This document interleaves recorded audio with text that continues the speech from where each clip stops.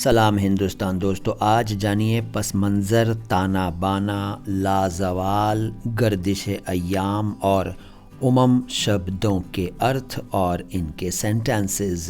सबसे पहले पस मंज़र, ये फ़ारसी का शब्द है और ये दो शब्दों को मिलाने से बना है। पस और मंज़र को जोड़ने से बना है।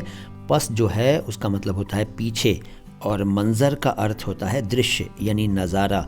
लेकिन पस मंज़र को कई लोग पस मंज़र कह देते हैं, मत कहा करिए, पस मंज़र नहीं है, पस मंज़र है। और पस मंज़र का जो प्रचलित अर्थ है वो है बैकग्राउंड और कॉन्टेक्स्ट, और हिंदी में कहूँ तो पृष्ठभूमि, परिप्रेक्ष्य, भूमिका वगैरह।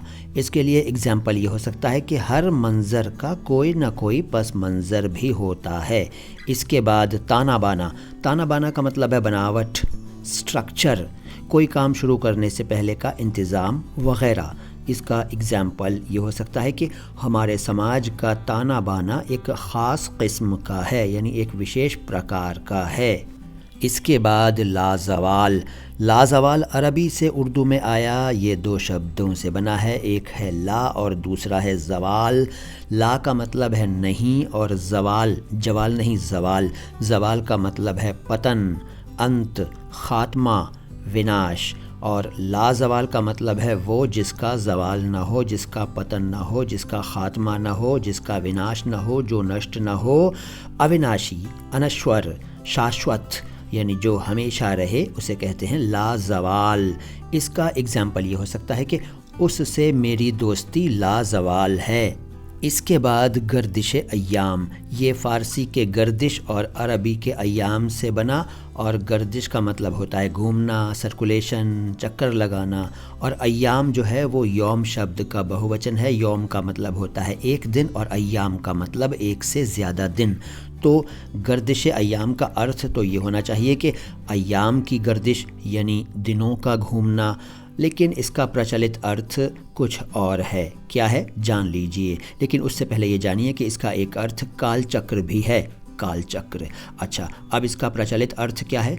इसका प्रचलित अर्थ है परेशानी का दौर, तकलीफ़ों भरे दिन, बुरे दिन। एग्जाम्पल ये हो सकता है कि मैं तुम्हें क्या सताऊंगा, मैं तो खुद ही गर्दिश अय्याम से जूझ रहा हूँ। इसके बाद उमम। उमम शब्द अरबी का है और ये उम्मत शब्द का बहुवचन है। उम्मत को उम्मह भी कहते हैं। उम्मह या उम्मत का बहुवचन उमम।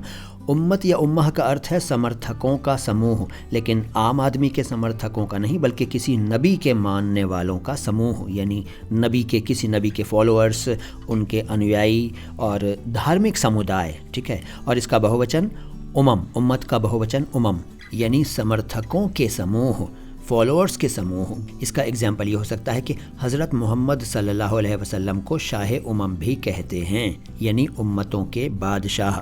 बस आज यहीं तक। मैं मोइन शमसी हूँ। चैनल है माय हिंदी माय उर्दू। उर्दू और हिंदी दोनों भाषाओं के शब्दों के शुद्ध उच्चारण को एक साथ समर्पित अपनी तरह का एकमात्र channel my Hindi my Urdu. Video को लाइक कीजिए, चैनल को सब्सक्राइब कीजिए। सलाम हिंदुस्तान।